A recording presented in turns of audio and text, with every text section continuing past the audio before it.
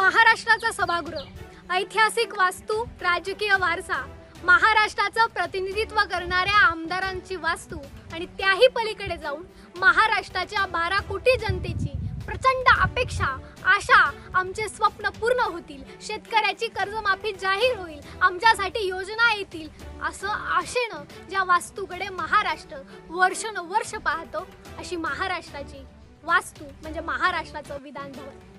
1960च्या दशकामध्ये महाराष्ट्रात अन्नधान्याची टंचाई निर्माण झाली. त्यावेळी वसंतराव नाईकांनी जर 2 वर्षात महाराष्ट्र अन्नधान्याच्या बाबतीत स्वयंपूर्ण झाला नाही तर मी फाशी घेईल अशी घोषणा केली. महाराष्ट्राप्रती किती निष्ठा असावी, शेतकऱ्यांप्रती किती तळमळ असावी. जर महाराष्ट्र अन्नधान्याच्या बाबतीत स्वयंपूर्ण झाला नाही तर 2 वर्षात मी फाशी घेईल असे म्हणणारे नेते सुद्धा त्याच सभागृहात बसले. आणि सांगायला दुर्दैव वाटतं, महाराष्ट्रात हजारो शेतकरी फाशी घेत असताना त्याच सभागृहात रमीचा डाव मांडणारे कृषी मंत्री सुद्धा त्याच सभागृहात बसले. कोकाटे साहेब, खरंच फार लाज वाटली का? आणि तुम्ही म्हणतात कुणीतरी ती ॲप डाउनलोड केली. कोकाटे साहेब, जर कुणीतरी तुमच्या मोबाईलवर आमची कर्जमाफी सरसकट जाहीर करा असा तुम्हाला मेसेज पाठवला तर कोकाटे साहेब, तुम्ही सभागृहात उभं राहून कुणीतरी मला मेसेज पाठवला म्हणून आमची सरसकट कर्जमाफी जाहीर कराल का? कोकाटे साहेब, तुम्हाला एक विनंती आहे, खरं सांगा, खोटं बोलू नका. खरंच बरे पैसे मिळतात का रमीच्या डावातनं? नाही, माझा बाप हजारोचं बियाणं आणतो, हजारोची पेरणी करतो, हजारो लाखो रुपयाचा सट्टा माझा बाप दरवर्षी शेतीमध्ये खेळतो.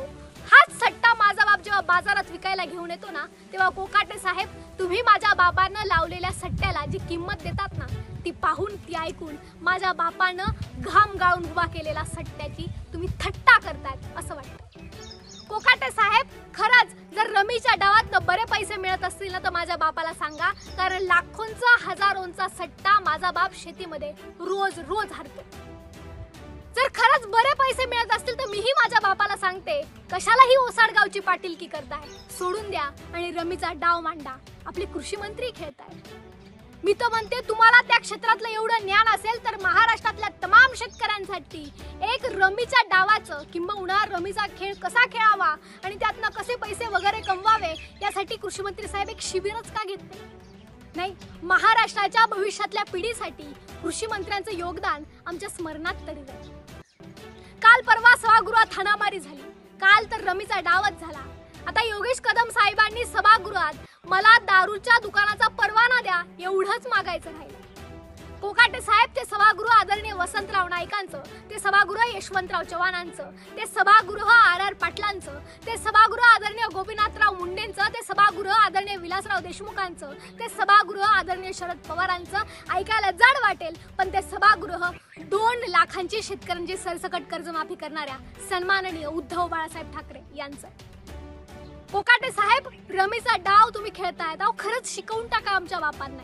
आणि असंही जर समजा रमी खेळता खेळता माझा बाप जर कर्जबाजारी झाला तर कृषी मंत्रीच जर रमीचा डाव खेळतायत तर कर्ज माझ्या बापावर झालं तर रमीचा डाव खेळत असताना कर्जबाजारी झाल्यामुळे आमची कर्जमाफी होण्याची शक्यता जास्त आहे. महाराष्ट्राचे मुख्यमंत्री म्हटले होते, आमची राजकीय संस्कृती महाराष्ट्राची जी बिघडली आहे ती सुधारण्याचा मी प्रयत्न करेन. मुख्यमंत्री साहेब, मला त्याबद्दल काही म्हणायचं नाही, फक्त हो आठवण करून द्यायची. कोकाट्यांची पाठराखण करताना प्रताप सरनाईक साहेब म्हटले, सगळेच खेळतात, शाहरुख खान खेळतात, असे खेळतात, ते खेळतात. सरनाईक साहेब, बॅरिस्टर अंतुले साहेबांनी शेतकऱ्याची सरसकट कर्जमाफी केली, सन्माननीय उद्धव बाळासाहेब ठाकरे यांनीही शेतकऱ्यांची सरसकट कर्जमाफी केली. आदर्श घ्यायचाच असेल तर चांगल्या गोष्टीचा घ्या. रमीच्या डावाचे कसले आदर्श घेतात? आमच्या लाखो लोकांचं प्रतिनिधित्व करतात.